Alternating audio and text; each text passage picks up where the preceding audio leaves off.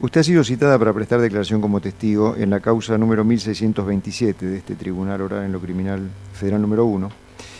Su declaración, al ser como testigo, se hace bajo las previsiones del Código Penal en materia de falso testimonio, que castiga a la persona que afirma una falsedad o que calla en todo o en parte aquello que supiera y por lo que fuera preguntado,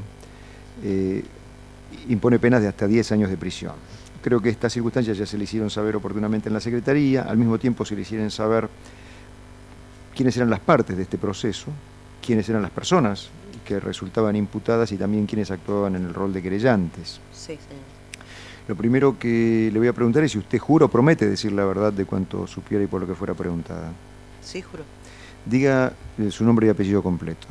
Alicia Raquel Cadenas Ravela. ¿Su nacionalidad? Uruguaya. ¿Y su edad? 60 años. A las personas que resultan imputadas en esta causa o a las que actúan como querellantes, ¿usted las conoce? ¿Está unida a alguna de ellos con algún vínculo? ¿Tiene algún interés en el resultado de la causa? En definitiva, ¿hay alguna circunstancia que a usted le impida decir la verdad en este juicio? Que me impide decir la verdad, no. Ahora, si usted me pregunta por las generales de la ley, si me atienen, yo creo que sí. No soy muy experta en derecho, pero creo que sí me atienen las generales de la ley. Pero no me impide decir la verdad. Yo juré que iba a decir la verdad y voy a decir está claro como testigo. La respuesta. Ahora sí, entiende usted que yo fui... Como víctima le comprenden las disposiciones generales de la ley, claro, que creo usted parece conocerlas, entonces, sí, que son estas justamente que yo le mencionaba. Muy bien, se tiene presente esta manifestación. Le van a formular preguntas las partes. Perfecto. En primer lugar lo va a hacer el señor fiscal. Le pido que usted conteste dirigiéndose al micrófono, así lo podemos escuchar con claridad. Adelante, señor fiscal. Gracias, señor presidente. Buenas tardes, señora. Hola, buenas tardes. Bien, le voy a pedir que de la forma más detallada posible le relate al tribunal cómo se fueron sucediendo los hechos que la tuvieron a usted como víctima, como acaba de referir. Para eso, lo primero que le voy a solicitar es si nos puede ubicar temporalmente, esto es el día, la hora y el lugar en que comienzan estos sucesos. Perfecto. Bueno, yo voy a empezar un poco antes quizá para marcar... ¿Está bien el micrófono? ¿Estoy bien? Se escucha bien, sí. Continúe. Para enmarcar un poco, ¿no? Yo en el año 68, a los 18 años, entré en la Facultad de Derecho en Uruguay. Estando en la Facultad de Derecho empezó la lucha por el boleto estudiantil, las marchas de los cañeros de Bella Unión, de Artigas, y empecé, siendo una formación católica, porque vine de un colegio privado católico, empecé a tomar contacto con las injusticias sociales de mi propio país. A raíz de esto, empecé a militar en organizaciones gremiales que habían en la universidad. Milité en el FER de la Facultad de Derecho, Frente Estudiantil Revolucionario, y milité en la FEU, Federación de Estudiantes Universitarios del Uruguay. En ese lapso, que a su vez iba estudiando, pero era buena alumna, no era de los que no estudiaban, iba a clase y estudiaba, hacía asambleas, dirigía asambleas de facultad, hacía volanteadas y peajes para cuando había conflictos obreros. Esa era mi actividad militante. Luego que empezó la dictadura, del 73 en adelante, la facultad estuvo cerrada un tiempo, pero se volvió a abrir y yo seguí militando en facultad, seguí haciendo asambleas, seguí repartiendo volantes, pintando pintadas contra la dictadura, y me vinculé a, digamos, el FER entero, la organización entera se vinculó a la resistencia obrero estudiantil, que era una organización más social, menos estudiantil exclusivamente, sino más social, que abarcaba todo lo obrero y lo estudiantil. Y en ese lapso, entre junio del 73 y el 75, que fue cuando me vine para Buenos Aires, trabajé haciendo eso, o sea, repartiendo volantes contra la dictadura en realidad, o pintando carteles en contra de la dictadura de Uruguay, y también en facultad.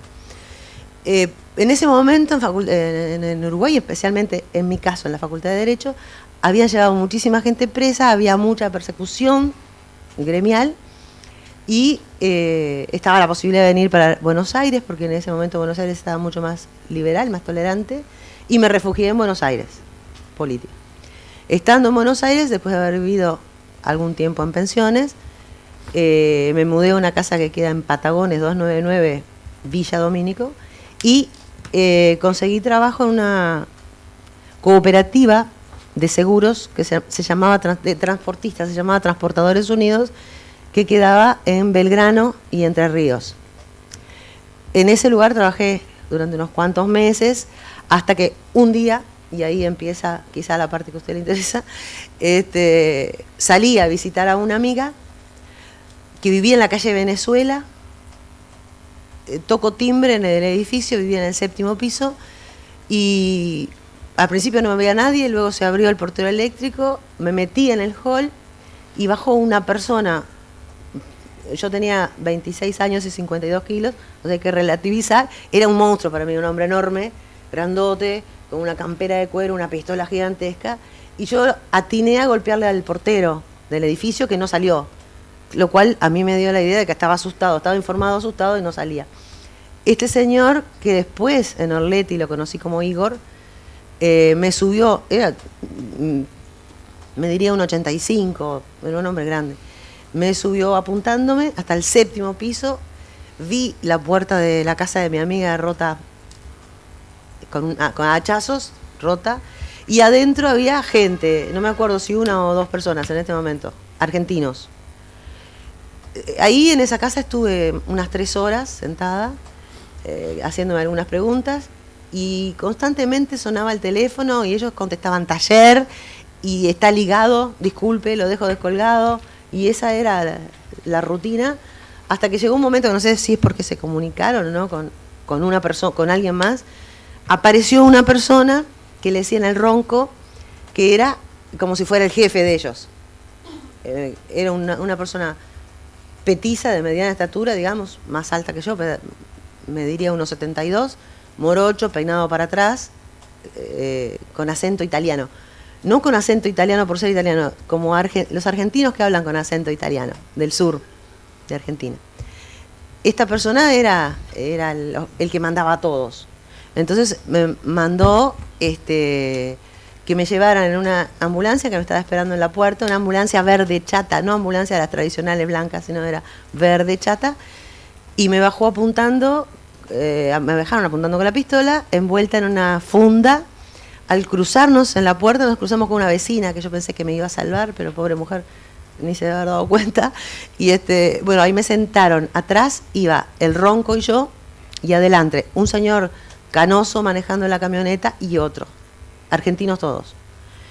Ese viaje de la calle Venezuela, yo me acuerdo que vi el obelisco, fui mirando, no me vendaron ni me taparon la cara. Vi el obelisco, vi Rivadavia, vi un parque que yo siempre asocié con que era el Parque Centenario. Cuando llegamos ahí, me dijo el ronco que me pusiera la funda en los ojos, me tapó y me tiró al piso, dio una vuelta a la derecha y 2 a la izquierda. Digamos que muy poco tiempo después, sentí que dijeron Operación Sésamo y sentí un ruido a cadenas, ruido a metal que se levantaba. En eso, bueno, me entraron a ese lugar, que yo no sabía ni idea de qué se trataba. Cuando estuve adentro, me pusieron en una camioneta, sentada en una pick-up, que solamente tenía asiento adelante, y me tuvieron un tiempo sentada ahí, vendada y esposada para atrás, pero sin esposas. O sea, como se ve que, yo creo que esta operación a ellos los sorprendió, fuimos muchos a la vez, porque no tenían esposas, nos ataban con medias de mujer, con cancán, y nos vendaban con cualquier trapo que se ve que no les... Superamos los presos a las previsiones que tenían, creo yo. Y bueno, a raíz de eso, justamente que las vendas eran así, que se podía ver mucho mejor, ¿no? Y bueno, en ese lugar estuve un rato, porque mis cálculos son que yo llegué ahí a las 4 de la tarde y estuve 2 o 3 horas y pusieron al lado mío, en el asiento de al lado, a Ana Salvo, que era cuñada de mi amiga. Era la hermana del marido de la amiga donde yo caí. Nos tuvieron un rato ahí y luego nos tiraron al piso. El piso, obviamente, ahí empecé a notar lo que era Orleti. Era un piso de hormigón lleno de grasa y olores desagradables y frío. Era el 14 de julio esto, que no dije la fecha, pero es también importante. Sí, le iba a preguntar. El frío era bastante grande. Mi primera tentación fue bichar por abajo de la venda. Biché y vi, francamente, fue la primera visión de espanto en ese momento, porque era gente tirada por el piso, mojada, arrastrándose para el baño, sangrando. Me acuerdo que en ese momento le dije a Ana, que estaba todavía, Ana estaba al lado mío todavía, le dije, Ana, acá es mejor no ver, porque si ves te morís, es un infierno, mejor cerrar los ojos y no biches, porque te angustia ver. Eso fue enseguida que llegué. Al poco tiempo de estar ahí, llevaron gritando, porque claro, eso me enteraba, porque más que nada ellos llegaban gritando, llegó fulano, digo, no los veía todos. Ariel Soto, que en ese momento era mi compañero, vivíamos juntos, y luego trajeron a Gastón Sina, otro que sentí nombrar, que estaba ahí, y que también lo conocía. Y bueno, ahí empezó el decurrir de los 10 días, creo que fue más o menos, que estuvimos en ese lugar. En un momento, yo caí con una agenda encima, donde tenía direcciones y teléfonos, pero la mayoría eran de Montevideo. Pero justamente tenía el teléfono de Gastón Sina y la dirección de la pensión donde vivía. Entonces, porque le voy a contar por qué recuerdo esto. Recuerdo que un día, un hombre que le decían el Pajarovich, que era muy especial, porque era muy, muy loco, llamaba la atención, ¿no? Era menos sereno que los demás. Ese señor, un día dijo que haría 2 o 3 días que habíamos caído, dijo que estábamos apestados, que nos tenía que fumigar. Entonces nos metió en una de esas, porque estaba como tabicado con telas ese lugar. Había autos y como tabiques de telas. Entonces en un rincón entre las telas nos metió todos juntos y nos fumigó. Que eso lo recuerdo porque me dio la oportunidad de decirle a Gastón, mirá que yo no te canté, porque además Gastón, la familia, la madre y los padres eran amigos de los míos. Le digo, mira Gastón, que yo no te canté si caíste porque vieron mi agenda, era el único nombre que tenía de uno que fuera militante. Que él me dijo, no te das problema ninguno porque yo ya sé cómo caí. Pero digo, recuerdo eso de cuando nos fumigaron a raíz de eso. Bueno, luego vino todo el resto de los días donde lo normal era gritos, llantos, torturas, electricidad, vamos para Barri para ver al doctor Colgatelli, que era arriba a colgarte. Abajo, la custodia, en la parte de abajo donde yo estuve siempre, yo nunca estuve arriba, sino cuando me iban a interrogar. Abajo, la custodia eran argentinos todos, menos 2 uruguayos que estuvieron desde que llegué, y yo no sé, siempre tuve la idea, pero eso es, no sé si lo vi o es la sensación de... Porque eran 2 personas, uno era del interior, uno era un sargento uruguayo que le decían el Dani, y otro, un soldado que le decían el Drácula, que eran Dani era de Rivera y Drácula de Cerro Largo. Entonces, los temas, yo me los imaginaba tomando mate. No sé si estaban tomando mate realmente, pero yo me los imaginaba sentados ahí tomando mate, y los temas de conversación mientras nos cuidaban eran cosas de campo y de cómo se habían metido en el ejército, etcétera, etcétera. Eran soldados verdaderos, digamos, no eran mercenarios ni eran soldados.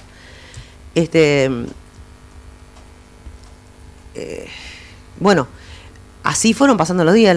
La cuestión era que nos subían cuando venían los uruguayos, que si no entiendo mal, venían entre las 8 y las 12 a torturar y a interrogar, los interrogatorios, porque yo creo captar que los argentinos le hacían la logística, pero los que interrogaban y torturaban eran uruguayos, ¿no? Pero el resto del apoyo era de los argentinos.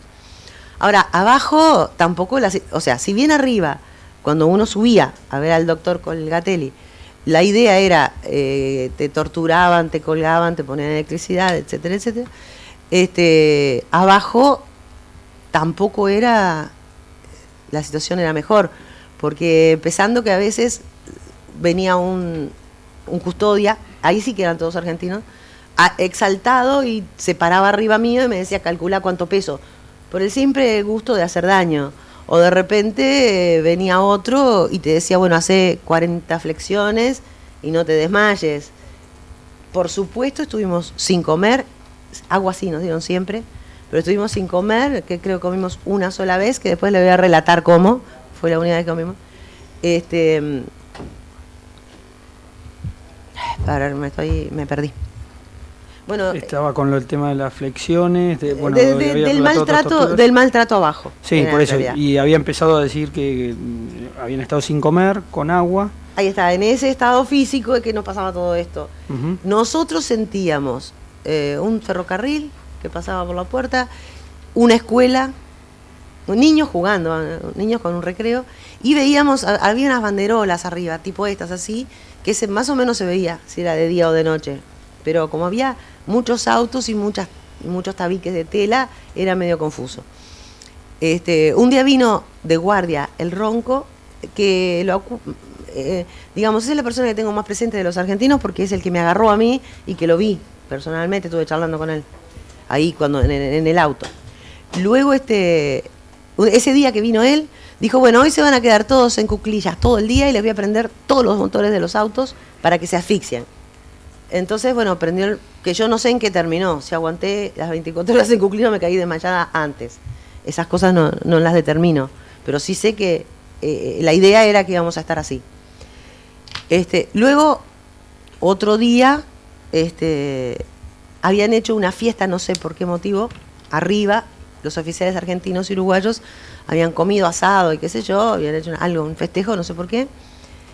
Y al día siguiente, este señor, el Pajarovich, dijo, hoy les voy a hacer una comida, pero todo riéndose y en una exaltación, una cosa muy loca.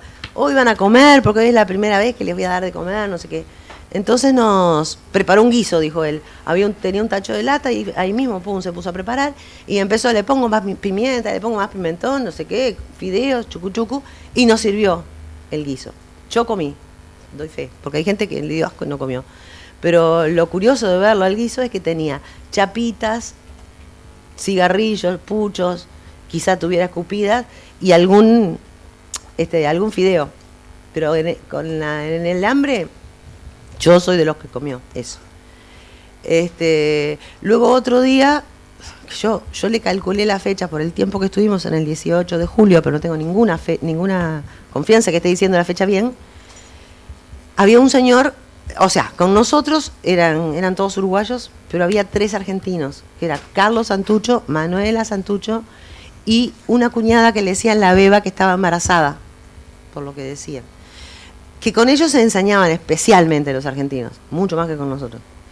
Ahora, este señor Carlos Santucho, en un momento, al lado mío comentaron 2 argentinos, no sé, digo argentinos, pero no sé si eran oficiales, soldados o qué, comentaron entre ellos, este hombre no puede tener nada que ver, porque vos imaginate, dijeron, es contador de una empresa hace 30 años, sigue trabajando en esa empresa y nunca se fue. Si tuviera algo que ver con el hermano o con la represión, se hubiera ido.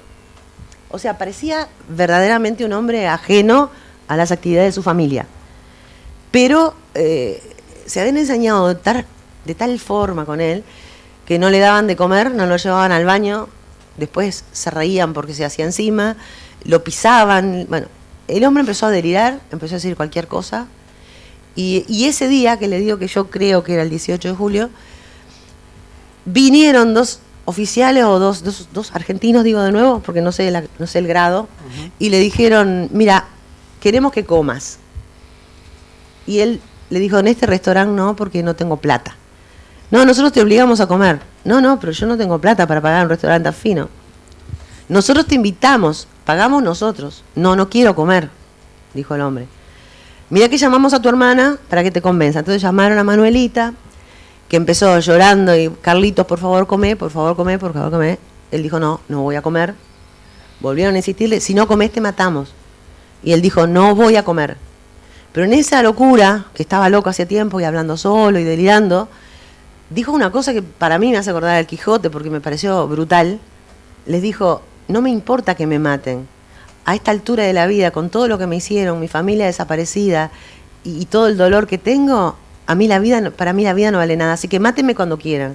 En el momento que terminó de decir eso, juntado en un tarro de agua, se sentían cadenas porque lo colgaron de una viga que había en el techo y lo ataron y lo ahogaron, le pusieron la cabeza abajo del agua, pataleó y ni protestó, porque no se defendió, y murió inmediatamente. Bueno, no sé si no se defendió, capaz si estaba atado, pero daba la sensación de que el hombre tampoco quería vivir, estaba fuera de sí.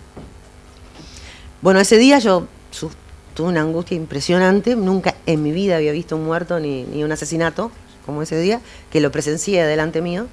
Y lo que recuerdo es que vino alguien que me dijo, estás muy ansiosa, un argentino, estás muy ansiosa, muy nerviosa, sí. Yo te voy a dar esto, me dijo, y te vas a calmar. Yo estiré la mano, tomate esta pastilla, me dijo, estiré la mano y la agarré pensando, me va a dar cianuro. Pero francamente no me importaba, no aguantaba más la angustia. Entonces me lo tomé. No era cianuro porque estoy acá hablando todavía, seguramente habrá sido un calmante de los nervios o algo, pero en el momento estaba dispuesta a tomar cianuro, lo mismo, que me diera lo que quisiera. Al día siguiente creo que fue, bueno, la fecha exacta no la sé, pero hubo un día muy próximo que mataron, en la calle habían matado a Roberto Santucho. Entonces, a Manuelita y a Beba, pero a Manuelita fue a la que le hicieron leer en voz alta, delante de nosotros, toda la crónica que había salido en el diario. O sea, todo lo que salió en el diario, que no sé cuál diario era, sobre la muerte de su hermana. Ella se entrecortaba, lloraba, seguía, y nos leyó toda la crónica, que era también bastante angustiante. Pasado eso, apenas terminó, las agarraron a las dos, las llevaron para arriba, le dieron una paliza que sentían los gritos y los golpes, y de ahí las metieron en un coche, no sé qué coche era, y se las llevaron. Luego, otra cosa que recuerdo así, no sé si estoy muy ordenada en el tiempo, pero fue la presencia de León Duarte al lado mío. En un momento vino un argentino y le dijo, es increíble cómo aguanta el viejo, refiriéndose a Gerardo Gatti, que estaba arriba. Es increíble cómo aguanta, mirá que le hemos hecho de todas torturas y cómo aguanta. Dijo, sí, le dijo él. Bueno, a Duarte lo llevaron, lo torturaron, bajó y nos dijo, miren muchachos que esto era a los gritos, no tuvo ningún prurito, ya estaba muy torturado. Dijo, esto era una escuela de revolucionarios, aguanten que ustedes acá se van a graduar. Y a partir de eso también lo metieron en un camión y lo trasladaron.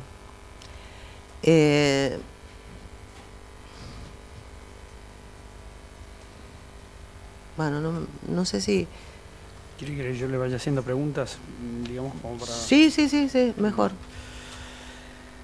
Usted al inicio de su relato manifestó que había llegado a Buenos Aires en el 75. Le pregunto el mes. Sí, junio, el 27 de junio o el 28. Bien. Ya llevándolo al día, ¿no es cierto?, que a usted la secuestraron, que refirió que era el 14 de julio. Le pregunto el horario aproximado en el que llega a la casa de su amiga, ahí en la calle Venezuela. Y aproximado, yo le podría decir las 14 horas, una aproximación. Bien. ¿Quién era su amiga? Marta Barreto, una compañera de Facultad de Derecho. Bien. Bueno, usted manifestó que baja una persona armada, grande, bueno, la describió y a quien se indicó con el apodo de Igor. Sí, porque después lo vi en Orleti y le decían Igor, sí. Bien, después dice que vio 1 o 2 personas más argentinos en el departamento. Sí, al interior del sí, departamento. que estaban también arriba. Le pregunto, todas estas personas, ¿cómo se encontraban vestidas? No me acuerdo, pero vestidas de particular. Digo, sí. de civil. De civil, sí. De civil. De civil. ¿Pudo percibir que alguien diera las órdenes allí adentro? ¿En el apartamento? Sí. Sí, claramente el ronco. El ronco. Usted dice, y a posteriori dijo que lo pudo ver, que habló personalmente. Sí. ¿Alguna descripción más? Usted ya dijo que era morocho, 1,72. Sí, pelo lacio, peinado para atrás, creo que tenía entradas. ¿Usted estaría en condiciones de reconocer a esta persona si se le exhiben fotografías? No sé, porque hace de esto, cuando yo lo vi la última vez, fue el día antes de trasladarnos a Montevideo, que todavía ahí no llegué, no sé si usted quiere que le conteste ahora. Como quiera, sí, si quiere. El relato, porque un día nos dijeron que nos iban a trasladar a Montevideo. A partir que empezaron esos trámites para que nos trasladaban y que sí, que no, que no sé a qué se refería esa duda de sí o no, si era en serio, porque nos decían hay tormenta y no se puede. Pero en un momento yo vi a través de la venda 2 oficiales vestidos de blanco y azul, que no había visto muchos ahí adentro, tan elegantemente vestidos, con gorro y todo. Entonces no sé si eran de la Marina o de la aviación, del ejército, no, pues no era la ropa. Y yo asocié a esos oficiales con alguien que venía a dar la orden de que sí nos trasladaran, que nos dejaran trasladar. Entonces, cuando nos dijeron que sí nos trasladaban, que nos hacían aprontar era lavarnos la cara en el piletón, el baño estaba abajo de la escalera, no era un baño, era un sucucho, y al lado había un piletón. Nos lavaban la cara y nos pasaban un peine, eso era aprontarnos. Entonces, en ese momento, se acercó el ronco, me sacó la venda y me dijo, mirá, vos ahora te vas a ir a Montevideo, vas a quedar viva. Y él, hay algo que no me olvido nunca más, estaba tomando té con coñac. Porque él hablaba y yo le sentía el olor que me fascinaba. En esa situación, en esos olores que tenía, sentir el olor de té con coñac me fascinaba. Y me dijo, yo tenía como tengo ahora perlas de cultivo y el pelo así. Dice, ay, esas perlas no te las vieron, pues si te las hubieran visto te las hubieran robado. Pero dejate que con el pelo así se te tapa y no te las ven. Porque ya me habían robado la alianza. Habían dicho, hay una que tiene una alianza, saqué en la mano una alianza de oro y me la habían robado. Entonces por eso en ese momento hablé con él también, que me dijo eso, y luego me llamaron para hablar con Otto Paladino, que él me dijo a ver si me habían violado, si habían abusado de mí, que yo dije que no, de ninguna manera. Me dijo, bueno, quiero que me lo digas porque si me lo decís, acá eso está prohibido, no sé qué, bueno, para una conversación superficial, pero fue como una despedida también. Cuando me llevaron a mí a interrogar, que ahí eran uruguayos todos los que me estaban interrogando, estuvieron un rato largo interrogándome y luego me llevaron a colgar. Y antes de ponerme electricidad, Cordero me dijo, tenés olor a chivo. Y le dije, bueno, mire, yo en mi casa me baño todos los días, pero acá hace, no sé, 6 días que estoy, no me deja bañar. Bueno, ahora te vas a bañar, me dijo, cuando terminemos con esto. Entonces me colgaron y cuando me iban a poner electricidad, Gabazo dijo, sos tarada, no te hagas dar, no te das cuenta que acá tenemos todo. Entonces tenía la dirección Patagones 299 Villa Domínico y abrieron la carpeta y había cartas mías, cartas personales, tarjetas de trabajo. O sea, encontraron cosas que me identificaban con esa casa y ya no me torturaron.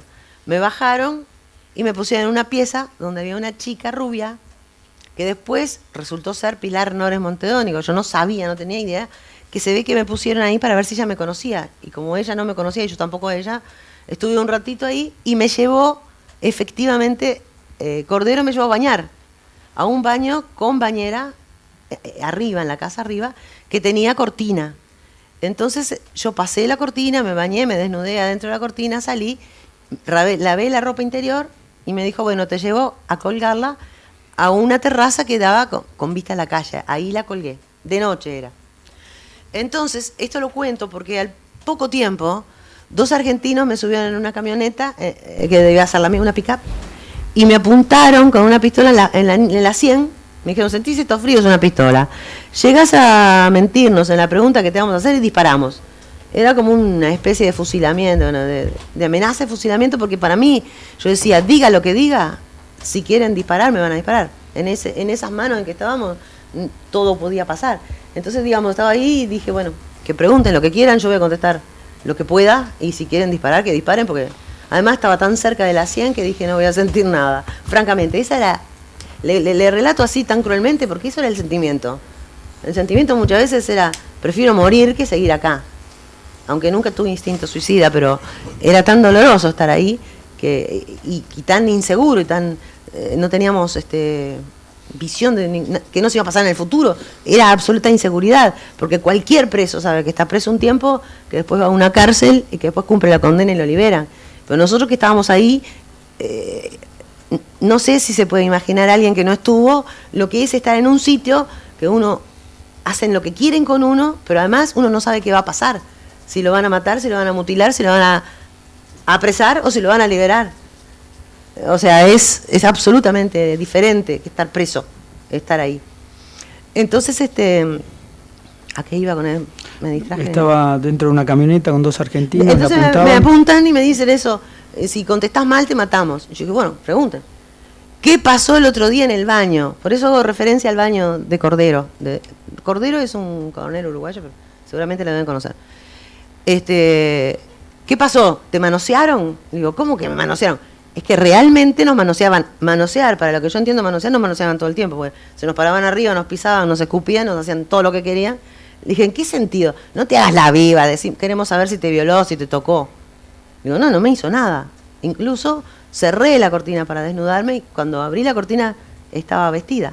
Me bajaron y me tiraron. Me tiraron de nuevo al piso. Otro día estaba yo tirada ahí en el piso y se paró al lado mío el ronco, que no venía siempre, no estaba siempre, venía a guardias, de vez en cuando venía. Y dijo, bueno, a esta la agarré yo. Y le empezó a hablar a alguien, a decirle, a esta la agarré yo, no sabes qué fuerte que estaba. Ahora está medio venida menos por los avatares de la prisión, pero no sabes lo fuerte que es. Estaría bueno echarla contigo para mejorar la raza. Que esto también lo cuento porque tiene que ver con una ideología. Estaría bueno echarla contigo para mejorar la raza. Porque vos, y me empezó a hablar a mí, vos no sabés lo precioso que es un rubio alto, o hermosísimo, me lo describía, y es una persona de raza pura, y vos con lo linda que sos, no sé qué. Entonces de repente me dijo, no me crees, sacate la venda y nos mirás. Entonces como yo estaba tirado en el piso y ellos estaban parados, mi vista dio a las cananas, donde tenían, y decía USA. Entonces me dice, ¿qué nos mirás? ¿Que somos agentes de la CIA, crees? Es verdad, somos agentes de la CIA.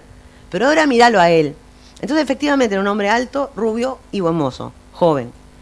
Que yo toda la vida quedé con la idea de que era Astiz, porque cuando vi fotos de Astiz después, era el tipo que más vi parecido a ese. Ahora, nunca sentí comentarios de nadie que Astiz hubiera estado ahí, ni sé si estuvo o no. O sea, nada, sé que asocié esa situación con este hombre. Después, cuando vi fotos de él, no en el momento, pues en el momento no sabía que existía. Quiero tratar de ser ordenada en cuanto a Orletti. Bueno, el resto, adentro de Orletti, empezaron a preparar, a partir de que nos iban a trasladar a la Argentina, empezaron a preparar lo que le decían el botín de guerra.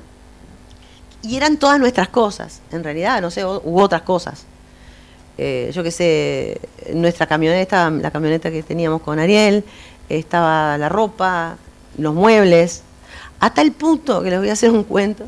Yo veía en la calle Santa Fe, antes de tener mi casa propia, una manta de telar verde, blanca y negra, con almohadones blancos y negros y una cama de cedro. Entonces cuando pude tener la casa, me compré esa cama, con esa manta. Esa manta la tengo hoy en mi casa, porque esa manta estaba en Orletti y cuando nos trasladaron a Montevideo, vino con nosotros, porque en el traslado, en el camión donde nos metieron a nosotros, por lo menos a mí, no sé si a todos los trajeron en camión, a mí me metieron ese sábado de noche, lloviznando, frío, me metieron en un camión que creo, si no me equivoco, la fecha era el 24 de julio, 24 de julio, o sea, hacía 10 días que estaba ahí. Nos tiraron a todos en el camión atados para atrás y, ojo, esta vez nos pusieron grilletes, de verdad, que habían conseguido, y leuco en los ojos. De todas maneras, yo fruncía los ojos y de acá abajo veía por abajo. Pero en ese camión iba todo, iban los muebles, los autos, nosotros, todo entreverado. Y ese traslado fue también muy, muy tenso porque nos sacaron de noche, pero de repente cruzaban unas vías de unos trenes y empezaron a sonar sirenas. Entonces uno ahí no sabía si en ese momento lo iban a matar o qué era lo que estaba sucediendo. No sabíamos lo que nos iba a suceder después.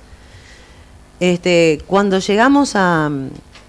el camión llegó a destino, a mí me bajaron a UPA, me colgaron así en el hombro, entonces me bajé a UPA y por abajo del Leuco vi Aeroparque cerquita. Entonces yo calculé, como en Uruguay la base aérea militar número 1 queda al lado del aeropuerto de Carrasco, yo calculé que estábamos en una base aérea militar y que nos estaban trasladando, vi un avión también parado ahí, dije, bueno, nos trasladan clandestinamente en un avión, lo cual tampoco se sabía si era que íbamos a Uruguay o nos iban a tirar en el medio del río, como se venía comentando hacía tiempo en los diarios que habían aparecido uruguayos, o orientales decían, por los ojos rasgados, flotando en el río, o sea, también nos habían amenazado con eso, con que podíamos aparecer así. Y bueno, de ese avión llegamos a Montevideo. También bajamos en la base aérea número 1 del aeropuerto de Carrasco. De ahí nos subieron en un camión. El camión se sentía un olor precioso a árbol, a verde, era de noche, pero sentía un perfume muy rico, y de tanto estar encerrado en este otro lugar, yo creo que los perfumes se notaban más. Y yo saqué la cuenta que estábamos en el Parque Roosevelt, entonces fui más o menos siguiendo el camino, pero cuando llegamos a destino se sentía olor a mar. Entonces dije, se sentía de olor y ruido a mar, pero sobre todo el olor, el perfume entraba por cualquier lado. Entonces dije, estamos en un sitio frente al mar, lo cual fue después comprobado que era así, en la casa de Punta Gorda. Ahora, un día estando en Orleti, poco antes del traslado, yo estaba al lado, en ese momento tirada al lado de Elba Rama, y ella me comentó, Alicia, parece que nos van a cambiar por dólares, en secreto, me dijo ese secreto. Yo no entendía nada, pero a la noche nos agarraron a las dos, las dos juntas nos subieron a argentinos, cuando los uruguayos no estaban, nos hicieron sentar en un sillón de living y nos hicieron pasar de a una. Cuando entré yo, a mí me preguntaron, ella después me contó que le preguntaron lo mismo, a mí me dijeron, ¿vos oíste hablar algo de un palo verde? ¿Sentiste algo de $1 millón? Le dije, no, yo no sentí nada absolutamente, porque en realidad no había sentido nada. Lo único que Elba me había dicho eso, y era una cosa que para mí quedaba como colgada, no lo asociaba con nada. Bueno, eso con relación, le digo, al tema del botín. En realidad iba al tema de la cantidad de dinero y de propiedades que se apropiaron, siendo un poco redundante. Bueno, no sé, porque le puedo contar Después cosas. de Punta Gorda, le pregunto, ¿cuántos días aproximadamente estuvieron? Sí, en Punta Gorda me acuerdo perfecto el primer día que estuvimos, porque yo era hincha de un club de fútbol, Defensor, que era chico y nunca había ganado un cuadro chico el campeonato uruguayo, y ese domingo, con la radio a todo volumen, como obviamente siempre la tuvimos desde que caímos hasta que salimos, pasaron el partido y ganó Defensor. Y ese partido creo que lo ganó el 25 de julio. O sea que nosotros llegamos el 24 de julio, en la noche anterior. Ahí en Uruguay, ya al llegar a esa casa, nos dejaron bañar y nos dieron, ¿cómo es? Crema de maicena con vainilla. O sea, nos dieron de comer. Perdón, me olvidé de una comida que sí hicimos, otra más que hicimos en Orleti, que fue, antes de irnos, un señor que le decían el Jovato, que era bastante importante ahí, en ese lugar, dijo, les voy a traer a los pichis pan lactal y dulce de leche, y nos trajo pan lactal, dulce de leche y mate cocido, se tiró con nosotros en el piso y nos convidó, porque ahí dijo, como ustedes van a seguir vivos, les voy a convidar con esto. Eso fue un día antes de irnos. Entonces, como hacía 10 días que no comíamos prácticamente, al llegar a Uruguay nos dieron esa crema, porque era contraproducente darnos una comida más fuerte. Y ya nos dijeron, los salvamos de los asesinos porteños, ahora pueden estar tranquilos porque están en Uruguay, nosotros no somos como ellos, acá van a estar bien tratados. Ahora, esa afirmación duró un día, el mismo día, domingo, porque al día siguiente empezaron a torturarnos y a hacernos de todo en Uruguay también. En esa casa estábamos en Punta Gorda. En Punta Gorda, en esa casa de Punta Gorda, estuvimos también constantemente bajo tortura, o sea, eso yo creo, no sé si quieren detalles, pues me preguntan de la tortura, me parece. No yo le preguntaba cuántos días estuvo. De ahí yo puede calcular aproximadamente. Mi cálculo es, ojo, yo en el año 79, cuando llegué a Suecia de exilada, después que salí de la cárcel, escribí un testimonio, y es el testimonio que tengo en la cartera ahora, que adjunté a todos los juicios y que leo cada vez que vengo a testimoniar, me lo leo, porque sin saber nada, porque después se investigaron muchas cosas, pero en ese momento, sin saber nada, yo había puesto todas estas cosas. Entonces muchas veces me refiero a la fecha con tanta precisión, no porque tenga 35 años de memoria, sino porque hace un rato que leí mi propio testimonio. Entonces, en el testimonio digo que el 22 de agosto fue el día que nos trasladaron para otra casa, que tampoco en ese momento sabíamos dónde era, a un sótano que era todo el piso de madera. Uh-huh. A los pocos días, fue el 25 de agosto, eso sí lo recuerdo claramente, porque es fecha patria nacional, entonces pusieron el himno nacional y Gabazo nos dio un discurso larguísimo, muy tedioso, no recuerdo nada, sé que había que estar parada y aguantar todo eso. Luego en esa casa estuvimos desde esa fecha, aproximadamente, pónganle el 22 de agosto, hasta el 29 de noviembre. Los primeros meses fueron de tortura intensa.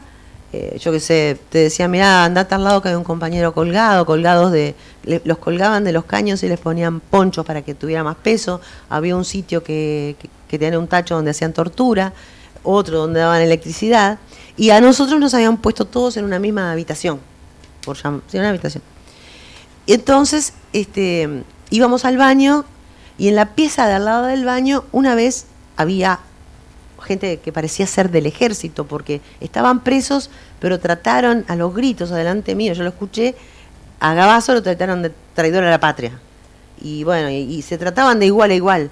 O sea, eran presos, pero yo calculé, estos son militares porque no hubiera permitido que Gabazo o cualquier otro le hubiera dicho traidor a la patria. Luego, esto cuento, porque voy a esto. Pasaban algunas cosas que nosotros captábamos que estaba sucediendo en esa casa abandonada, de 2 o 3 pisos para arriba, que nosotros estábamos en el sótano. Pero toda la vida de esa casa era en el sótano porque la casa estaba vacía. Entonces pasó esto de estos militares, luego trajeron 2 chicos con gorros de lana, nosotros dijimos, son expresos que vienen de las cárceles y los traen para torturar y los vuelven a llevar, de las cárceles estables, ¿no? Uh-huh. Pero hubo un día que hubo mucho silencio. Esto fue... porque yo lo calculo que fue entre mediados de octubre, principios de noviembre, por esa zona. Hubo un día de mucho silencio y muchas cosas, porque los oficiales, cosas raras, que no, uno capta mucho al estar en esa situación. No sé si los jueces o ustedes, digo, pueden darse cuenta que cuando uno está mucho tiempo en una situación muy estable, cualquier cambio se capta muy fácilmente, o cualquier ruido lejano, o cualquier movimiento que sale de lo común se capta. Entonces, una vez sentimos la sensación, que incluso comentamos, de que había pasado algo raro. Hubo un movimiento como que las guardias se desaparecieron, vinieron algunos que eran soldados a cuidarnos, dejaron un tiempo. Entonces, eso nos dio, y era un hermetismo muy grande, que no había pasado lo mismo cuando vinieron los del ejército, cuando vinieron estos presos, o cuando otra vez vinieron presos del ejército, que ellos estaban presos por robo. Habían robado, no sé qué estafa habían hecho el ejército y los agarraron, los tuvieron ahí también. Entonces, esos casos nosotros más o menos los captábamos, pero esta sensación extraña, algo que pasó, ya le digo, entre fines de octubre, podría decir yo, y principios de noviembre, pero no sé exactamente, por esa fecha pasó eso. Luego de eso empezaron a decir que... empezamos a sentir en esa casa de Punta Gorda ruido de niños jugando. Era así, evidente que había niños jugando, más de 2, porque jugaban entre ellos y gritaban. Y los guardias nos dijeron, tenemos una policlínica, por eso tenemos a estos niños acá arriba. Pusimos una policlínica. Y luego empezaron a decir, juntamente con esas cosas raras, empezaron a decir, y la embarazada, y empezaron a hacer comentarios en voz alta de la embarazada, y vinieron un día y nos pidieron un colchón para la embarazada. A ver si le podíamos dar un colchón para la embarazada. Porque en esa época nos dormíamos en colchones o colchonetas. Entonces le dimos el colchón para la embarazada, y nos quedó los niños, la embarazada, ya ahí nos dimos cuenta que compartíamos la casa con alguien más que estaba en el piso arriba y que no era tan visible como los otros que los ponían con nosotros. Al tiempo, no sé decir cuánto tiempo, vinieron a la radio, porque la pieza, nosotros estábamos en una habitación y enfrente había un cuadrado donde estaba el comedor de ellos, la radio y la televisión, donde hacían la guardia estable. Entonces se comunicaban de ahí por teléfono y por radio. Entonces empezaron a la radio a decir, rápido, buscamos a Oscar 5 por la embarazada. Oscar 5 está operando en Impasa en este momento, que venga porque la embarazada está por parir. Bueno, una cosa en ese tono, y se calmó. Al poco tiempo yo estaba haciendo un muñeco de trapo, porque después le voy a contar cuál fue nuestro proceso mientras tanto, pues nosotros estábamos un poquito más libres adentro de ahí. Yo estaba haciendo un muñeco de trapo y vino un soldado y me dijo, dame el muñeco para un bebé que tenemos arriba. Por lo cual ya también asociamos con que arriba tenían un bebé. Y al poquito tiempo vino a decir, a ver, una que sea madre que nos enseñe a preparar una mamadera, porque tenemos un bebito que está muerto de hambre. alterando un poco el orden, continuando con esto, el orden cronológico, digo, pero continuando con esto.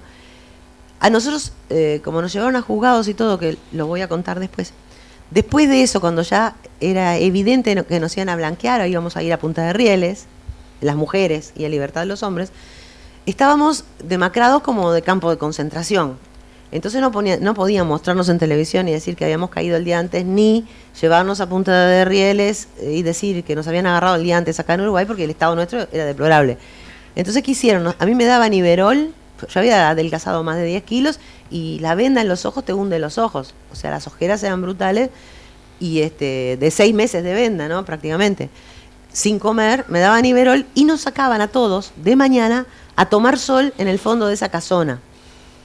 Un día estábamos tiradas nosotros contra la pared de allá y los soldados nos apuntaban de espaldas a la casa. No sé si me explico. Uh-huh. Entonces me dice, Marta Petrides estaba al lado mío tomando sol, me dice, Alicia, mirá el balcón, con muchísimo cuidado me lo dijo, me dice, mirá el balcón que está la embarazada con el bebé. Entonces miro y la vi como un flash, una chica morocha, cachetona, carita blanca, y el bebé era puro rebozo, en realidad no vimos nada del bebé, pero yo vi ese segundo que salió, la vi que entró. Mi razonamiento posterior y viendo cuáles fueron los hechos ahora, es que ella lo que quiso hacer fue algo que muy natural en un preso, que es, al estar tan compartimentada y tan clandestina, quería que alguien supiera que ella estaba. Y como ella debe haber oído que a nosotros nos sacaban a las 10 de la mañana, todas las mañanas, 2 o 3 días antes, ese día se preparó para asomarse y que no la vieran los soldados, pero que nosotros supiéramos que ella estaba ahí. Si no, pasaba desapercibida. Nadie hubiera sabido que ahí hubiera estado ella y su bebé. Pero a nosotros nos trasladaron el 29 de noviembre, si no me equivoco, puede ser un día antes o un día después, y bueno, de ahí no supimos más nada de esta situación, ¿no? Pero antes de eso quería contar lo siguiente de esa casa de Boulevard. ¿Por qué fue ese afloje que nos sacaban a tomar sol, nos daban Iberol y nos dejaban ponernos las vendas de vinchas y las esposas de pulsera, como nos decían ellos? Y era porque durante un tiempo Gabazo hizo proposiciones de cómo íbamos a caer presos. O sea, hubo una época muy intensa de torturas, todo lo demás, pasó eso y bueno, ustedes tienen que salir vivos. ¿Van a salir vivos? Van a ir presos a una cárcel militar uruguaya, ¿no? Entonces empezó a hacer proposiciones. La primera proposición que nos hizo era venir en una barca, que parece chiste cuando lo cuento, pero también nos pareció chiste en ese momento, pero realmente era tanto el delirio de toda la situación que vivíamos, que las cosas chistosas y las cosas serias se mezclaban. Era una cosa, era como para desquiciar, volver loco a cualquiera. Entonces nos propuso que nos iban a llevar, ellos nos iban a llevar a la playa de La Graciada. Yo no sé, ustedes son argentinos, pero el 19 de abril en Uruguay se festeja la entrada de los 33 orientales por el río Uruguay, a liberar a Uruguay desde Buenos Aires.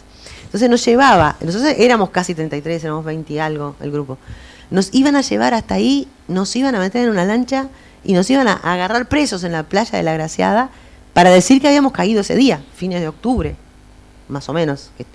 Estábamos en esa fecha cuando estábamos tratando ese tema.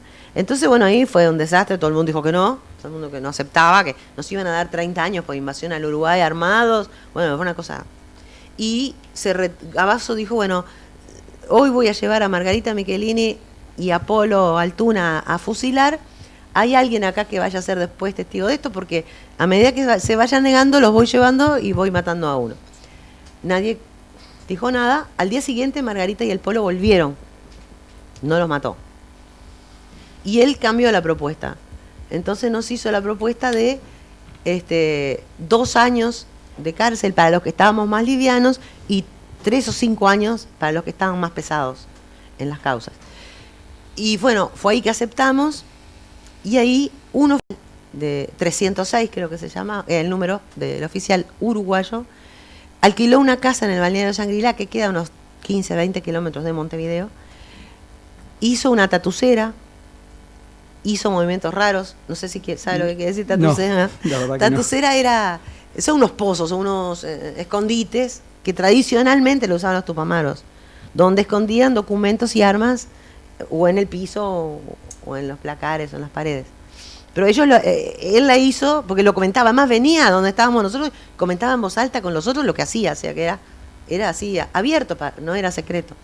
Entonces metió armas, metió documentos del PVP que habían conseguido acá, encerró todo eso ahí, preparó todo, y un día, sin saber nosotros por qué, se llegaron a 5 de nuestros compañeros, que fueron, no quiero equivocarme ninguno, pero más o menos fueron Sara Méndez, Elba Rama, Margarita Michelini, Raquel Nogueira, Raquel Nogueira, no estoy segura, bueno, y Sergio López. Creo que ellos fueron los 5 que cayeron ahí, supuestamente. Se los llevaron a ese lugar, hicieron un asado, y 2 oficiales que hacían de presos. Hacían el papel de presos porque faltaban presos. Y además, solamente Sergio era el único hombre, y tenía 21 años, y era flaquitito, y no daba impresión de una cosa guerrillera, un hombre solo, lleno de mujeres, todos jovencitos, era medio... Entonces pusieron 2 hombres más, que eran dos guardias, que estaban con nosotros, los pusieron ahí, comieron un asado, pararon antes por la turiferia, según cuentan los compañeros, porque volvieron a contarnos, compraron en la turiferia lechuga, tomates, se hicieron ver, fueron a la casa, hicieron un asado, y llegó el momento en que, en el show que habían montado, en el teatro, llegaba la policía y los agarraba. Supuestamente eso era que estaban ahí reunidos en una reunión clandestina, y venían y los agarraban. Ahora, los que vinieron a agarrar los presos eran todos los que estaban con nosotros, o sea, todo el equipo del CIDE, todo el equipo de Gabazo, que nos estaba todo el tiempo cuidando, se acercó a la casa. Gabazo no dejó que nadie del ejército se acercara a no sé cuántas cuadras en el entorno, porque vinieron cantidad de camiones del ejército, tenía que ser muy escandaloso ese. Pero lo que no querían ellos es que se acercaran directamente a los presos. Bueno, ellos cayeron ahí ese día y los trajeron de nuevo para donde estábamos nosotros, donde habíamos estado desde julio, ¿no? El 20 y pico de julio, en Uruguay. Luego de eso, a nosotros, al resto de los que quedábamos, a mí me pusieron una soldado al lado, que más o menos fuera de mi altura, morocha, y me hicieron una cédula falsa, que no me olvido más, me llamaba Celia López, con mi huella digital, y no me acuerdo la foto, si era mía, no me acuerdo eso sí, qué foto era. Yo sé que esa mujer, esa soldado, iba a viajar a la Argentina con su cédula, entrar en Uruguay con esta cédula que decía, que era yo supuestamente, que decía Celia López, y se alojó en un hotel en Montevideo, un hotel céntrico, que enfrente hay un cine, y a la hora de salida de la gente del cine, fueron los mismos soldados que nos tenían presos a nosotros, a agarrar los presos a ellos, como ella estaba con un hombre, eran un soldado y una soldada, una mujer y un hombre. Entonces fueron a agarrar los presos como si fuéramos nosotros, que incluso entre ellos se tomaban el pelo porque llegaban, me pegaste una patada, ¿por qué me tironeaste del pelo? Se empezaron a hacer chistes cuando caían, porque venían, los traían a los empujones, a los que éramos nosotros. Entonces después de eso fuimos al juzgado de instrucción militar, y ahí nos procesaron, en mi caso, por haber entrado al Uruguay el día, no me acuerdo si era el 22 de octubre, pero muy lejos de la fecha que yo en realidad había entrado, y que yo venía, decía mi expediente decía que yo había venido al Uruguay a pintar carteles contra la dictadura. Me había venido de la Argentina al Uruguay a pintar carteles en contra. Eso era mi expediente, eso era mi proceso, estaba procesado por eso.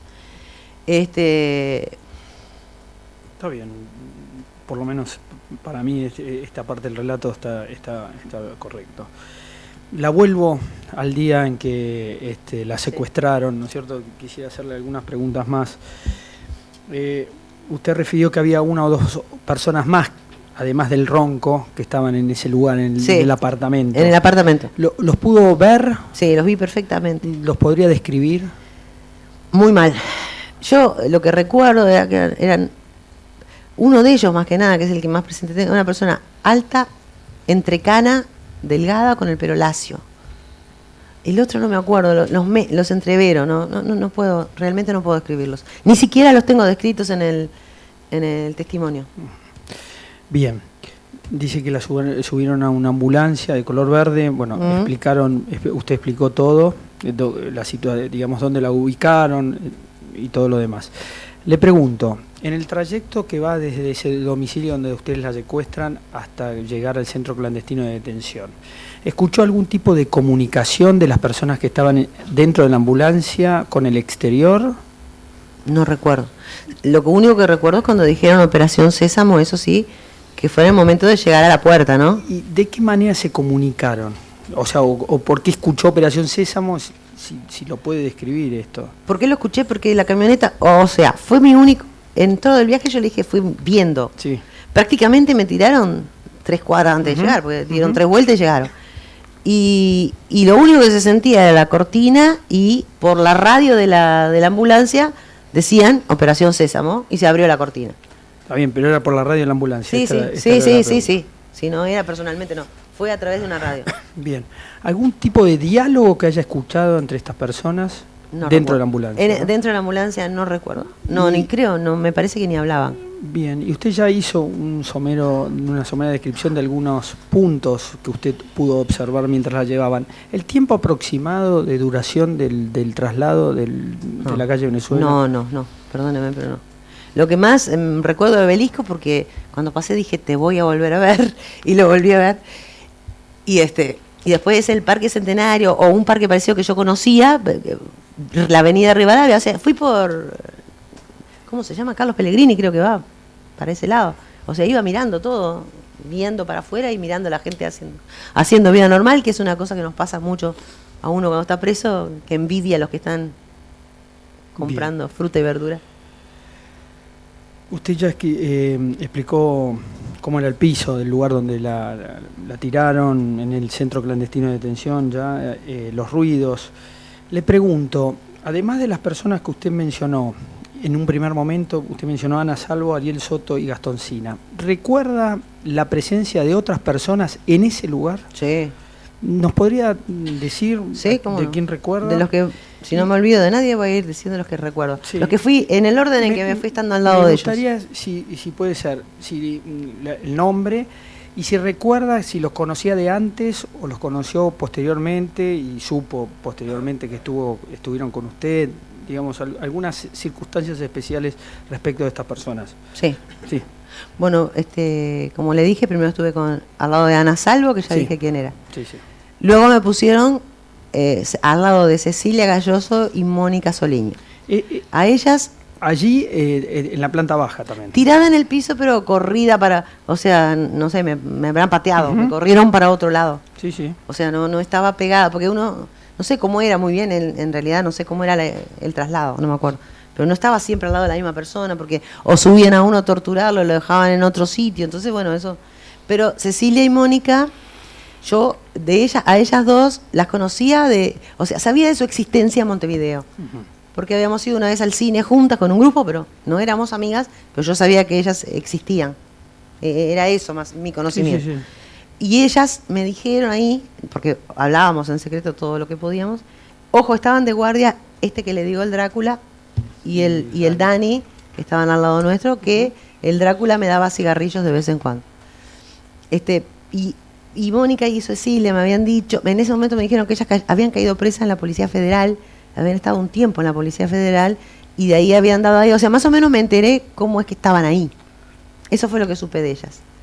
Luego... Discúlpeme, le pregunto, ¿las dos habían sí, pasado por la Policía Federal? Según yo tengo entendido. Si ellas vienen a declarar, pregúntenle mejor a ella que sabe más. Pero lo que usted recuerde. Yo recuerdo eso. Bien. Que para mí fue esa idea, digamos, ellas estuvieron en tal lado. Luego, Ana Salvo había caído igual que yo en el mismo sitio. Luego Ariel Soto, que cayó buscándome a mí, en la misma casa. O sea, salió a buscarme porque era mi compañero y lo agarraron ahí. Pero a él, según también tengo entendido, también lo declarará él, le hicieron un submarino seco y vino con la cabeza hinchada. Y el Drácula se empezó a reír como loco porque, ojo, ese soldado del Drácula cuando llegó a Uruguay, comentaron los demás, fue al psiquiátrico del militar y estuvo como un mes con tratamiento psiquiátrico porque no podía soportar la tortura que estaba viviendo y haciendo. Bueno, ese día le dio como un ataque de risa y decía, mira, tiene la cabeza más grande que el cuerpo, empezó a gritar como loco. Eso en cuanto a Ariel Soto. Después, bueno, Gastón Sina ya le conté. Y mi conocimiento de él también. Después estaba Raquel Nogueira, que era la esposa de Enrique Rodríguez Larreta, hijo, que yo a ella la conocía de facultad, éramos compañeras de clase de facultad, y al marido, por supuesto, lo conocía, pero no tanto como ella. Y estaba el suegro, el viejo Rodríguez Larreta. ¿Y el esposo de Raquel también estaba? Sí, es Enrique. Sí, por eso, pero... Enrique, o sea, el hijo del viejo, bien, es el esposo de Raquel. Sí. Y el viejo, que el viejo tiene una anécdota maravillosa, que quizá escape del juicio, pero vale la pena desde el punto de vista humano. Él no era tan viejo, era más joven que nosotros ahora. Pero bueno, en ese cosa era viejo. Entonces un día nos dieron un coquito de pan, un coquito para repartirlo entre todos, y cada uno le dábamos una mordida y nos repartíamos el pan, que después con agua nos llenaba un poco. Entonces él estaba al final de la fila y estaba a la derecha mía. Y le dije, toma viejo, comé. Y me dijo, no, coman ustedes, porque a ustedes lo están torturando, y a mí no, yo no quiero comer, y no quiso comer. Que a mí me pareció increíble, porque estando en ese hambre que estábamos pasando, rechazar una mordida de pan, pero bueno, eso es en homenaje a alguien que queremos mucho. Bueno, estábamos en la gente. Después estaba... ¿Quiere tomar agua? No, gracias, estoy bien. Me emociono un poco porque... No, está bien. Murió el año pasado el viejo, entonces... Bueno, Enrique... Después estaba Marta Petrides y Víctor Lubián, que los sentí que estaban ahí, y también apenas, los conocía. También sabía de su existencia, no era amiga.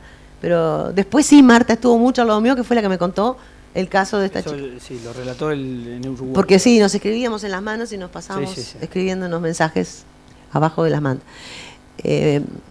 Déjeme pensar. Estaba Sara Méndez, que ella, yo no la conocía, pero fue muy bulloso su estadía, porque había tenido un bebé hacía pocos días y todavía los senos le salían le salía leche, perdón, y llamaba la atención. Estaba Edel Beizán, que yo no la conocía para nada, pero sí, como se cayó del gancho y le vino gangrena en la pierna.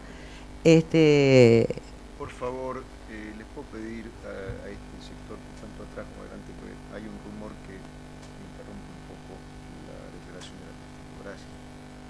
Continúe.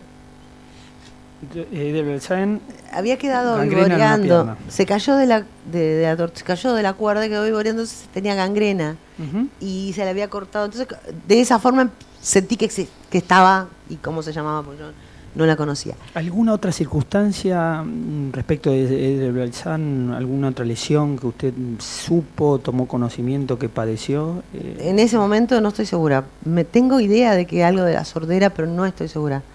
Me acuerdo de la gangrena en el pie y del corte eso me acuerdo como lo ubiqué, pero tengo, ahora que usted me dice algo de sordera, pero no sé muy bien ni por qué. Después estaba el Chacra González Cardoso, Jorge González Cardoso y Elizabeth Pérez Lutz, que ellos eran del MLN. Yo no los conocía para nada, pero los conocí ahí y supe sus nombres ahí. También estaban con nosotros Asilú Maceiro, que ahora es muerta, yo no la conocía tampoco para nada. También ahí tirado con nosotros estaba León Duarte. ¿De León Duarte nos puede contar algo? De León Duarte, sí. León Duarte, en realidad, yo no lo conocía personalmente, pero una persona conocidísima en Uruguay, pero un famosísimo dirigente sindical y político en el Uruguay. Y además era dirigente del Partido por la Victoria del Pueblo. Y fue brutalmente torturado. Como yo le digo, estuvo algunas veces al lado mío, lo tiraban al lado mío. Una vez le di agua o cigarro, no me acuerdo qué le di, que me dijeron de todo, por qué le daba eso, que yo, pobre hombre, estaba todo hinchado, todo. Y otro día que me subían a torturar, me dijeron, ay, tarada, ¿no ves que pateaste el cadáver del pipí el pipí de Sergio López? Del pipí y de Sergio López Burgos, que ahora ya aprovecho de nombrarlo, que no lo conocía. Sí, y ahora le voy a preguntar si... Pateaste el cadáver del pipí y de Duarte, que los tenemos. Y yo me dice, ¿no me crees? Me sacaron la venda y me mostraron en el piso a 2 personas envueltas en cadenas de barco y mojadas, como que los habían enchufado, pero tampoco estaban muertos, obviamente, porque después aparecieron vivos. Déjame pensar. Bueno, Sí, Gastoncín. Después estaba Raúl y Margarita. Le pregunto, respecto de León Duarte, que estaba hablando, ¿usted supo qué pasó con León Duarte? No, yo León Duarte, yo le conté, lo torturaron impresionantemente. Sí. Le hicieron ese comentario con relación a Gatti, adelante mío, diciéndole Gatti cómo resiste, no sé qué. Luego hizo él esa arenga, que la hizo de puro valiente, en voz alta ahí en medio. Luego le dieron una gran paliza y lo metieron en un camión. Camión que no sé describir, pero sentía el ruido del camión entrando y el ruido del camión saliendo. Bien. Ya que lo mencionó a Gatti, Gerardo Gatti, ¿supo si esta persona estuvo en Orleti? Y si lo supo, ¿cómo lo supo? Lo único que supe en ese momento, si usted se refiere al momento, ¿no? Sí, no, porque lo traigo a colación por este diálogo que León Duarte justamente usted acaba de explicar. Justamente, en ese momento, no ahora porque ahora sé que estuvo, pero en ese momento lo único que sabía era que estaba, porque yo sabía que estaba preso, yo sabía que Gerardo Gatti había caído preso, porque él cayó como un mes antes que yo, entonces sabíamos que estaba preso, pero no sabía dónde. Pero cuando sentí ese comentario, dije, está acá, obviamente, pero yo no lo vi nunca.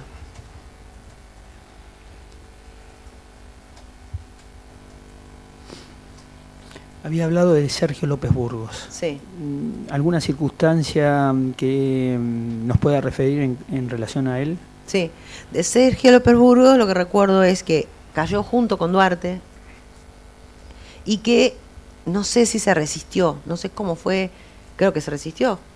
Pero sí, lo que le pasó fue que le partieron la mandíbula y estaba sumamente dolorido allá con la mandíbula quebrada y luego no se lo arreglaron nunca, no sé si después cuando fue al penal de Libertad, si allá lo operaron, pero todo el resto que estuvo con nosotros, todo el resto del tiempo, anduvo mal por ese tema de la mandíbula que le cambió hasta la voz. Bien. ¿Alguno más que recuerdes? Si no, yo... No me gustaría olvidarme de ningún compañero, pero... Usted ya lo mencionó en su relato, en realidad los ubica en Uruguay. Habló de Polo Altuna. Sí, también estaba allá, y Margarita Michelini también. Bien, estas dos personas ya las había referido, pero en la parte de Uruguay. Con relación a Margarita Michelini, en cuanto al ronco, pues yo le sentía la voz y yo decía, yo agarré a Margarita y a Alicia, éramos las dos que nos había agarrado él y éramos como una especie de propiedad. No sé cómo se interpreta eso en el ejército ni en esa gente, pero él decía como que éramos propiedad de él, entonces siempre nos hablaba. Y como el padre de Margarita fue asesinado en la Argentina, poquito antes era un senador uruguayo, siempre le refería al tema del asesinato como que sabía algo, no quiero decir más que eso porque eso es lo que sé. Pero siempre con Margarita Michelini hubo ese trato diferencial por este hecho, de que su padre había sido asesinado muy poquito antes de que ella cayera presa. Y después todo el tema de esta gente como Margarita, Edel, el Pipí, Sergio López, que tenían hijos y estaban libres y no sabían, porque a muchos hijos los habían secuestrado, no aparecieron nunca más, a otros se los dieron a represores, y ellos, la angustia que vivían todo el tiempo de saber que no saber dónde sus hijos iban a estar, si los iban a encontrar algún día, porque se sentían esos comentarios y no sabían si los iban a encontrar algún día o si nunca los encontrarían. O sea, el sufrimiento que era un sufrimiento extra de los que no teníamos hijos, que era el pensar qué iba a pasar con sus hijos viendo todo lo que estábamos pasando ahí adentro. En relación a esto que acaba de referir, además de Michelini y de López Burgos, ¿alguien más solicitaba respecto al paradero de su hijo? Bueno, Michelini, Margarita y Raúl Altuna son pareja. Sí, sí. Sara, obviamente, Sara Méndez constantemente, toda su vida, desde que cayó presa hasta que lo encontró, en todas las instancias, hasta incluso en el penal de Punta de Rieles, fue a visitarnos el embajador británico y no nos dejaban comunicarnos ni una palabra con él. Ella le encaró y le dijo que su hijo estaba desaparecido. Salió por una puerta el embajador británico y por otra fue a calabozo, ¿no? Pero ella todo el tiempo preguntando por su hijo, siempre. Bien. Usted también la mencionó en Uruguay, y yo le quiero preguntar si supo de que había estado en la Argentina, María Elba Rama Moya. Sí, María Elba y yo es la que le conté que Elba me dijo en Argentina, Elba me dijo en secreto, nos van a cambiar por dólares. Perfecto, nos subieron, no lo había... Fue Elba y yo. Me queda Ana Inés Cuadros. Sí, Ana Inés Cuadros también estaba. Sí, perdón, que me olvidé. Yo a Ana Inés sabía, la conocía, no era amiga, la conocía su existencia también. Ana Inés, sí, me parece que la torturaron mucho y que, no sé, pasó momentos muy feos de delirio, deliraba, hablaba en inglés, porque ella decía que hablaba con los hijos en inglés. Que tenía formación británica, digamos, había el British, hablaba muy bien inglés y bueno, y ella decía, si les hablo en inglés a mí sí. A mis hijos no me van a entender, pero no sé.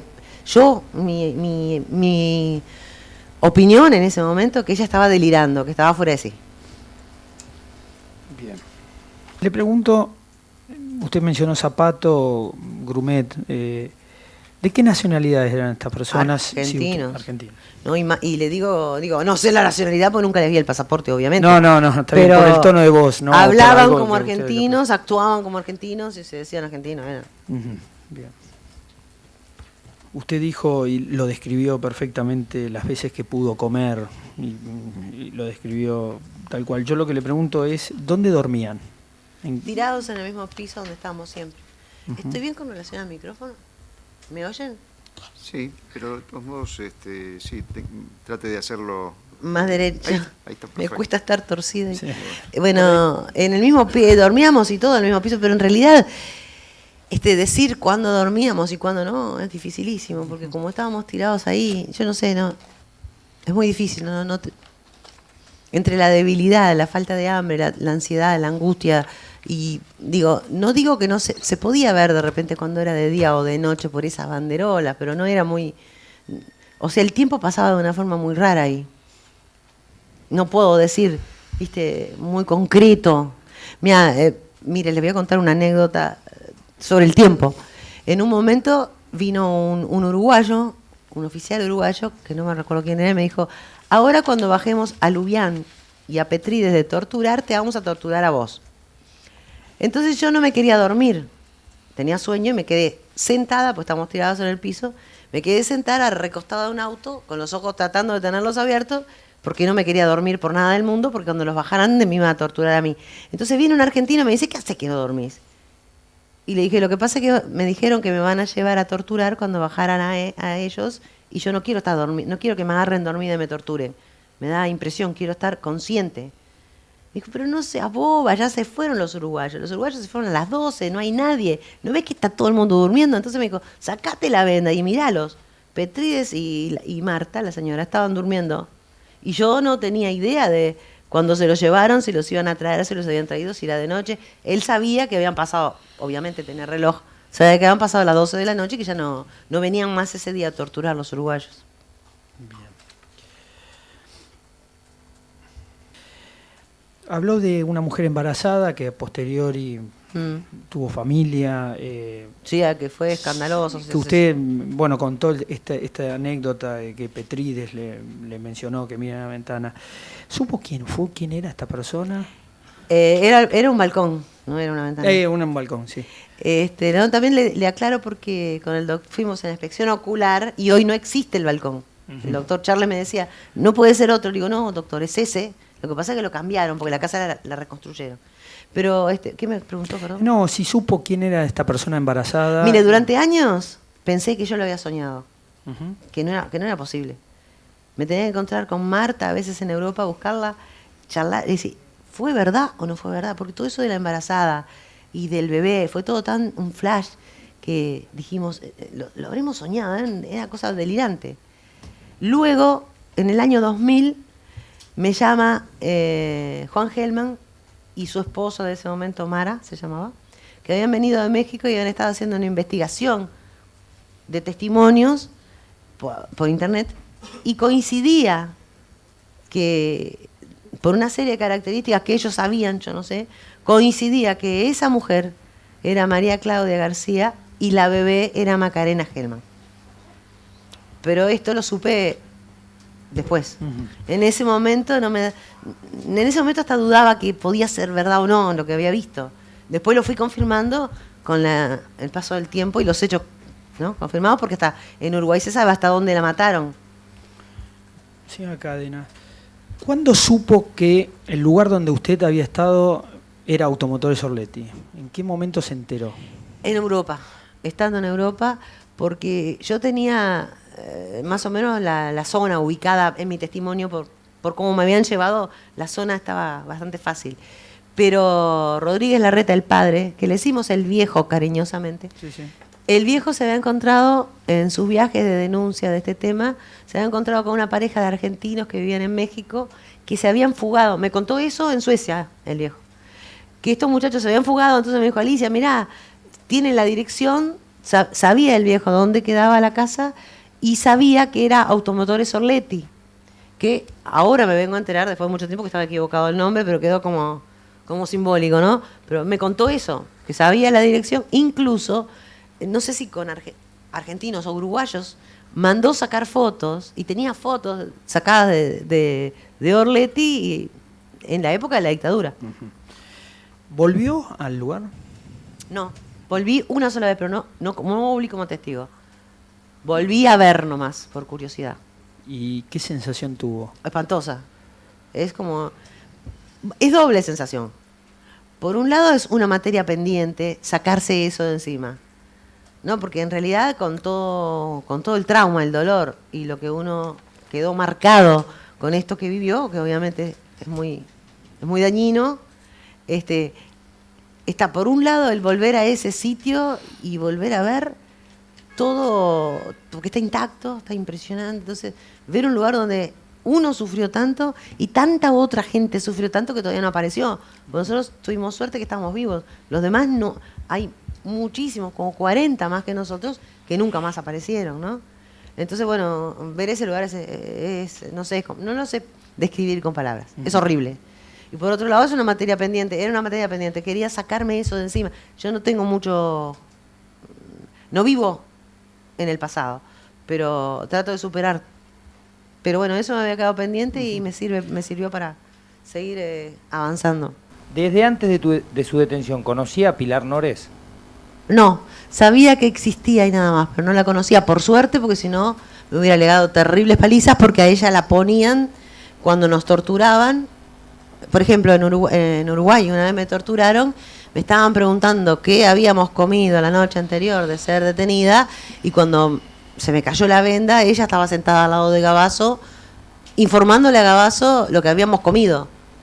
Entonces, y en esa pieza que yo cuento, que apenas llegué a Orletti, el primer momento que me torturaron, me pusieron con una chica rubia, era ella, después la vi en Uruguay, y seguramente me pusieron ahí para que ella dijera si me conocía. O sea, no me conocía. Yo sabía de su existencia, sabía que había caído presa, porque incluso me habían pedido que llamara a todas las comisarías, o un montón de comisarías, preguntando por una chica así que había caído presa, porque ella cayó presa bastante antes que yo también, por la época que cayó Gatti. No sé si un día antes o después. Antes debe haber sido, por lo que sé. Gracias, señora. No tengo más preguntas, señor presidente. Bueno. Por las querellas, ¿alguna otra pregunta del testigo? Adelante, doctora. Sí, señora, ¿qué tal? Buenas tardes. Acá. Hola, buenas tardes. ¿Qué tal? Buenas Hola. tardes. Quería preguntarle si mientras usted estuvo en Orletti, escuchó hablar de alguna vinculación con algún organismo de inteligencia argentino. Sí, siempre hablaban, no sé, no me preguntes en qué circunstancia, porque no te lo sé decir, pero perfectamente tenía claro que eso tenía que ver con la CIDE.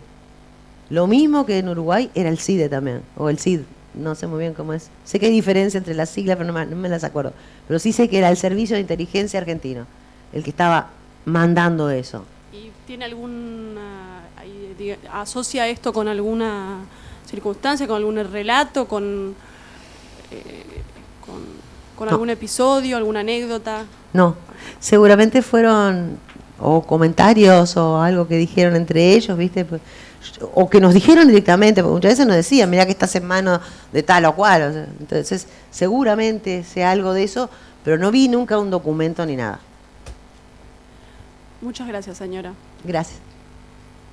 ¿Alguna otra pregunta por parte de las querellas? Señores defensores.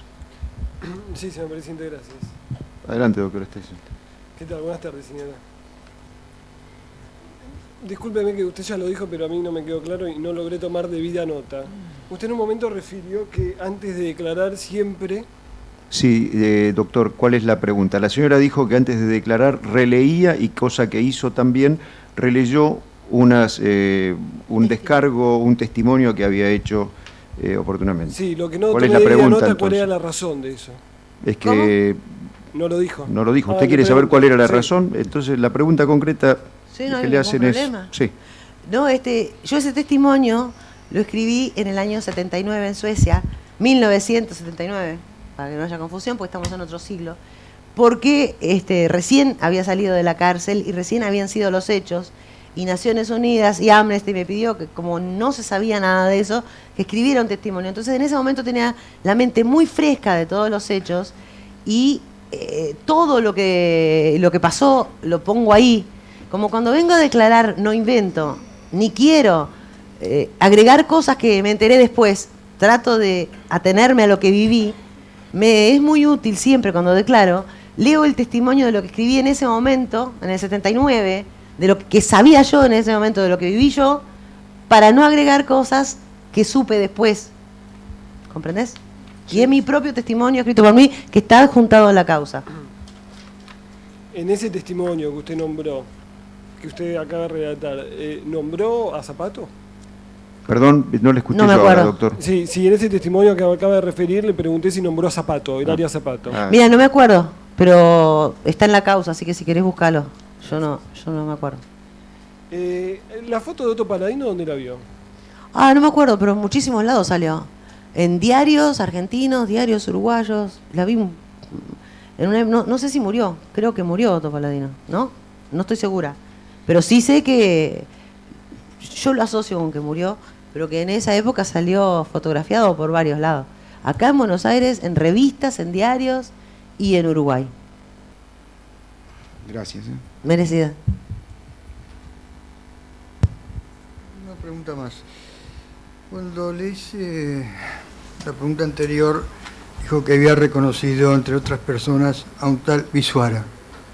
Sí. ¿De dónde lo ubica Visuara en Orletti?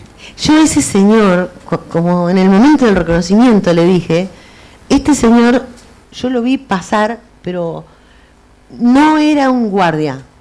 Lo vi como en alguna recorrida, como vigilándonos, pero me daba la sensación de que era alguien que tenía más poder, que no lo vi, o sea, le voy a ser concreta, no lo vi como guardia, lo vi como inspector, digamos, como controlando algo. Cuando dice que lo vio con sus ojos. No, lo vi a través de la venda. Ah, bueno. No, jamás no.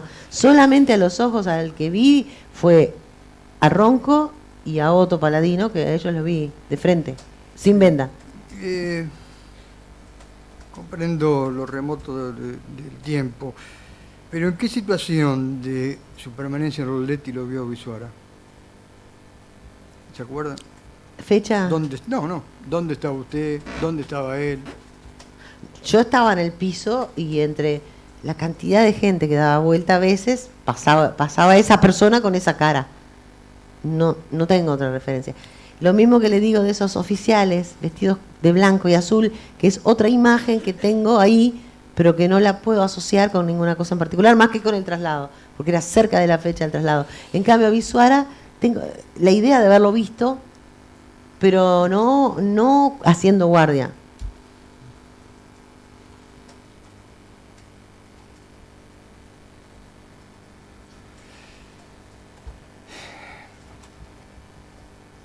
¿Tiene alguna descripción física en su memoria sobre este hombre? Yo la idea, el recuerdo que tengo hoy es que era alto, delgado, y me parece que era bastante mayor que nosotros, porque era un hombre cano. Siempre, digamos, es difícil, uno tenía 26 años, entonces parece una persona muy mayor, de repente no era tan mayor, pero sí tenía pinta de una persona mayor. Por lo menos era mucho mayor que nosotros. ¿Tenía alguna vestimenta especial cuando lo vio? No recuerdo. Estaba de civil. No recuerdo para nada. No, sí, estaba de civil, digo, pero ¿qué ropa tenía puesta? No. Sí, no, estaba de civil. Sí, sí, ¿Estaba sí, de sí. civil o estaba de uniforme? No, de civil.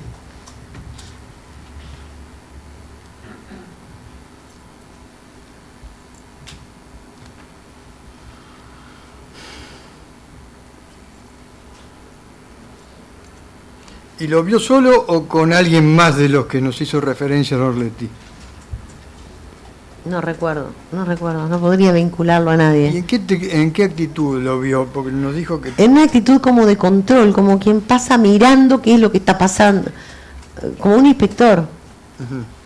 Es el ejemplo más claro que me sale, alguien que viene a inspeccionar algo, a mirar, pero una pasadita y se fue, o sea, era como alguien que controlaba, me pareció eso. ¿Hizo preguntas? No, para nada, ni una palabra. Sí, pero permítame, señora, le voy a hacer una pregunta para aclarar un punto vinculado con las preguntas que le hizo mi colega. Concretamente, usted hace referencia a un apellido, Visuara, y dice, Visuara, yo lo vi allí. Entonces, quiero saber en qué momento usted incorpora a su conocimiento este apellido. Claro, yo tenía retenida la cara de él. Usted tenía una imagen de pero esa época, muy bien. No tenía el apellido.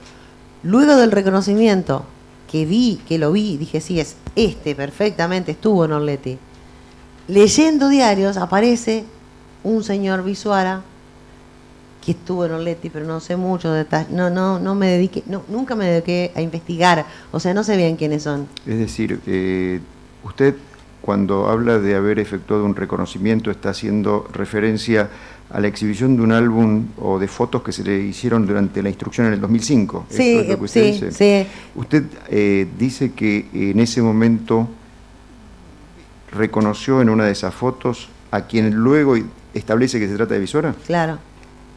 Que más que nada, cuando ahora el doctor me preguntaba por qué no está, si es que no está integrado ese apellido al testimonio originario, es muy posible que sea, porque yo no sabía ni el apellido. Eso está, o sea, sabía más que nada, hay muchos más alias en ese testimonio de los que yo le dije ahora.